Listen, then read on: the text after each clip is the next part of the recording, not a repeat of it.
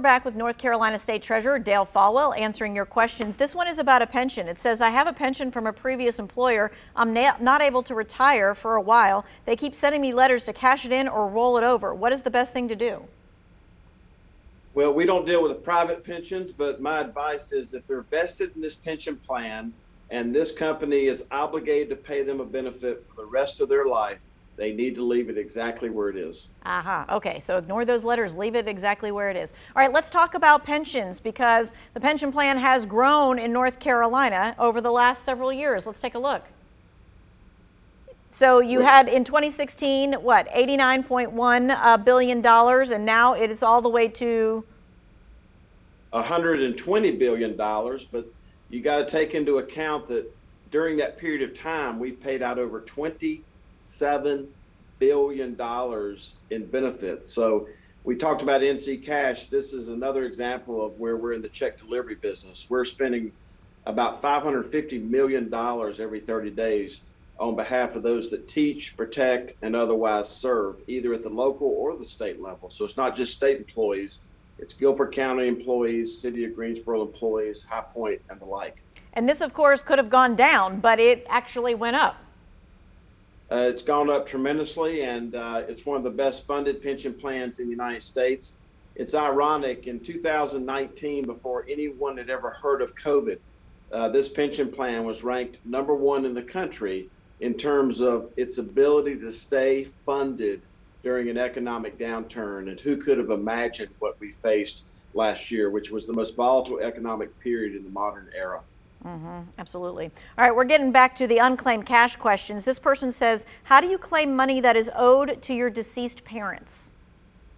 Go to nccash.com, and if it's anything above $50, it says $50 or greater.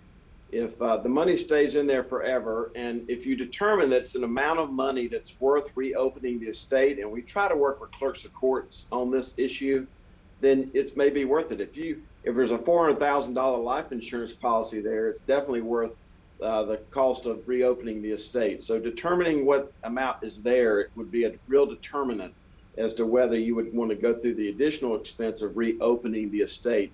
And that not only goes for deceased parents, but we also have, unfortunately, deceased spouses where one of the spouses is deceased also, and that same advice would apply to them too.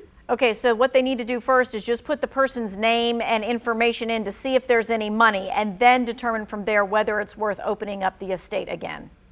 Exactly. Okay. All right, this person says, my aunt passed and had no children. I was the beneficiary of her life insurance policy. Would I be eligible to claim her unclaimed cash? If you are, I'm not a lawyer, I'm a CPA from UNC Greensboro, but if you were the sole beneficiary of a person's estate, my unofficial advice would be that you would be the only person that would be entitled to anything that would be in your aunt's name.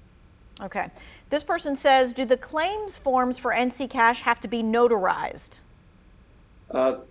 They have always had to be notarized, but once again, we were able to get another piece of legislation through over the last few weeks that allows us to go up to $5,000 without the forms being notarized.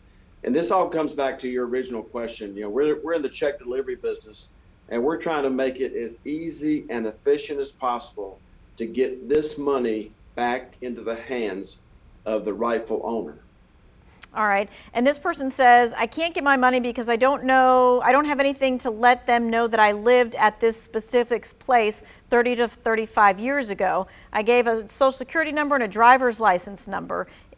I'm wondering what other forms she may look for. I'm not sure. These obviously, just like the estates, can be very ticklish when you don't have a utility bill or something that proves that.